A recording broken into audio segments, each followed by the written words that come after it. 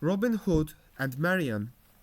Long before Robin came to live in Sherwood Forest, he used to often go there to hunt. There were many wild animals which people could shoot. Only the deer belonged to the king. No one could hunt or kill them. One day while Robin was hunting in the forest, he met a most beautiful lady. She was dressed in green velvet. Robin thought she looked like a queen. He never saw anyone so lovely. He loved her from the very first moment. He soon found that her name was Marian. After this, Marian and Robin met each other very often. They used to hunt together in the forest and came to love one another very much. They loved each other so much that Robin asked Marian to marry him. Marian said yes. Robin thought he was the happiest man in the world. She went back home with her father to prepare for the wedding. It was to be in a few days, but just then a terrible trouble happened to Robin. He lost everything that he had. So Robin lived in the green wood. He said to himself, I cannot ask a lady to come and live this life with me. I must say goodbye to my dear Marian forever. He wrote a sad letter. I shall love you always, he said, but this life is too hard for a sweet lady, so I will never see you more. Goodbye. Marian was very, very sad. She cried all day long. She was very lonely now. The world seemed dark and lifeless. At last she could bear it no longer. I must go into the green wood to look for Robin, she said. If I see him again, the pain will go out of my heart. It was a long way to Sherwood Forest. Marian knew that it was not safe for a beautiful lady to travel so far by herself. She feared the wild, wicked men. So she dressed like a knight. Over her lovely face she drew a steel cover, which knights used to wear. Robin was very fond of disguising himself. He was very clever at it too. One day he dressed himself as a Norman knight and went out into the forest. He met another knight and called out in Norman French, Stop, Sir Knight, I give leave only to those who are noble. What is your name and where are you going? Marian, for of course it was she, was very frightened. Robin's voice sounded so terrible that she did not know it, and she could not see his face. She thought he was some wicked Norman knight.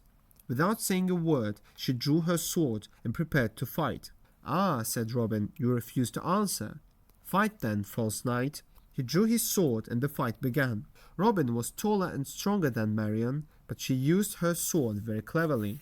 Robin found it hard to fight. He could not help but admire the skill and grace of the knight. It is wonderful that a knight so young and so slim should have such strength and quickness, he said to himself. I'd like he were one of my men. They fought for more than an hour. Marian was wounded in the arm. Robin had a cut in his cheek. Marian was tired. Robin began to feel sorry for the young knight who fought so skillfully and well. Robin forgot that he was pretending to be a Norman knight and spoke in his own voice. When Marian heard it, she dropped her sword with a cry of happiness. Robin, Robin was all she could say. Marian, he said in wonder. Marian, is it you? Oh, why did you not speak before? I hurt you, he added. Marian took off her helmet. Her face was pale, but there was a smile on her lips. How they laughed and cried. Sweetheart, he said, when she had finished her story, I do not know how I shall live in Greenwood when you go away again. But I never go away again. I am going to stay with you always, she said. Dearest, you must not. It is an uncomfortable life, not fit for a gentle lady like you. Oh, Robin, do not be so kind. The sun does not shine, and the birds forget to sing when I am away from you. Let me stay. So Robin let her stay. As they walked, they met Little John. He was very much surprised to see his master and a strange young knight, laughing gaily. Ho, Little John, called out Robin, come help me.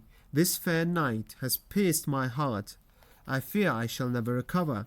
Little John turned pale. Master, he said, are you indeed wounded? If it is so, this false knight has not long to live. And he looked angrily at Marian. She drew closer to Robin, saying, This big man frightens me. But Robin laughed.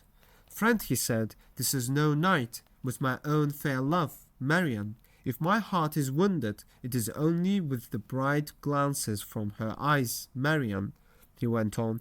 This is my friend, Little John. He is the tallest and the bravest of my men, and the wisest among us."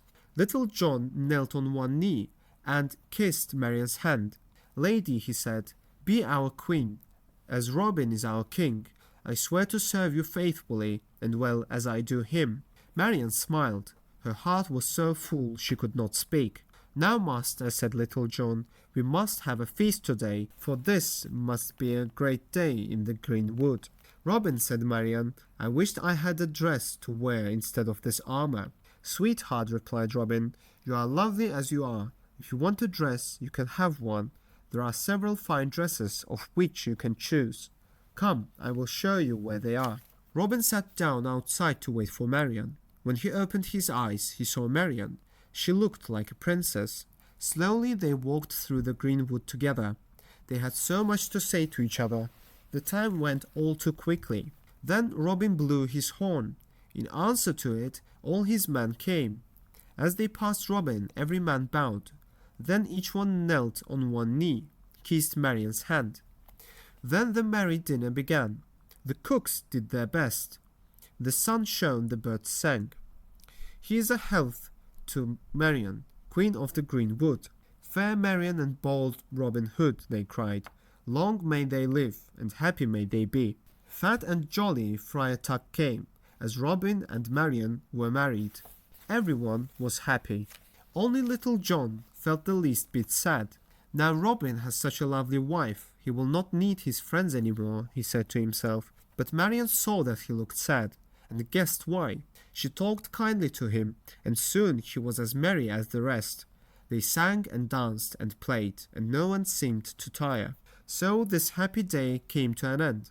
The red sun sank behind the trees. The birds slept, and all the forest was silent. Only the bright stars were awake, and watched over Robin and his band. Robin and Marian lived together for a long time. They were very, very happy. They lived so happily together and loved each other so much. To love like Robin Hood and Marian came to be a proverb. And to this day, in the place where Marian lived and where she was buried when she died, they gave a prize each year to the man and wife who lived most happily together.